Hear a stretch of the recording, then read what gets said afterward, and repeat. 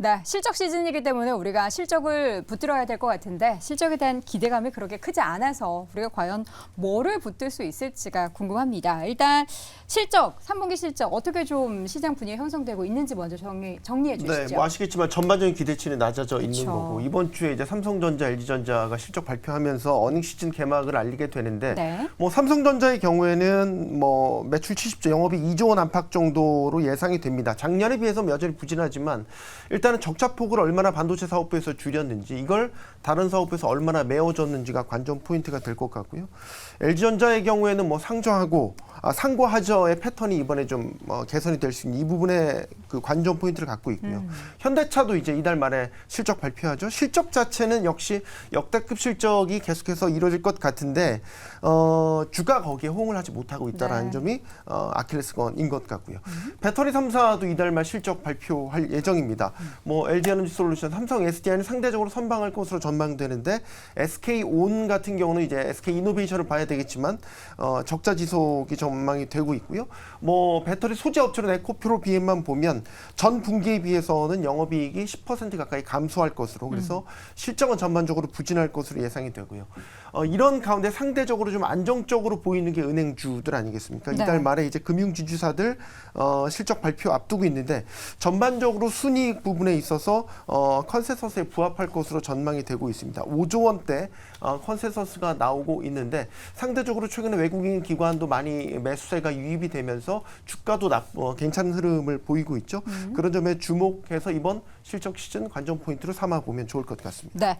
자, 그렇다면 일단 우리 김대중 고수와 하창원 고수와 태보 고수는 지금 실적 시즌에 기대가 되는 그 포인트를 간단하게 한 분씩 좀 짚어주셨으면 좋겠습니다. 먼저 네. 김대중 고수님. 실적이 좋아지고 있는 기업보다는 실적이 안 좋았다 좋아지는 기업으로 지금 현재 턴어라운드. 투자해야 됩니다. 제가 앞서 디스플레이, 반도체, 석유화학 말씀드렸죠. 네, 수출 좋은 그리고 거. 디스플레이와 반도체는 제가 이전 시간을 통해서 관심주에 대해서 설명을 드렸습니다. 네.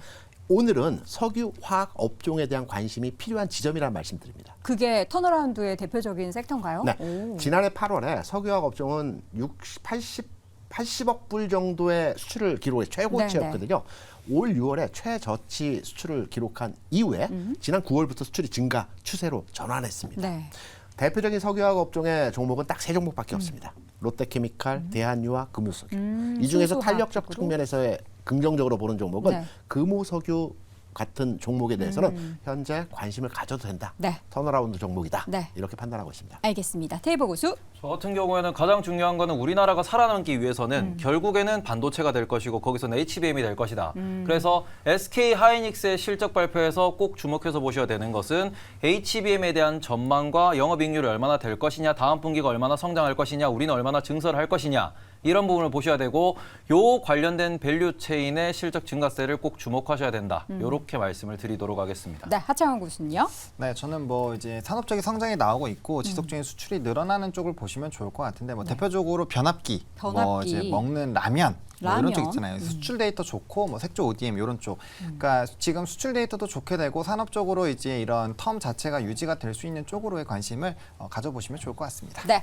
자, 고수분들의 한 줄 전략 다시 한번 확인을 해보도록 하겠습니다. 김대중 고수는 실적 턴어라운드 기업 주목해봐라. 그중에서 석유화학 섹터, 금호석유 말씀을 해주셨고요.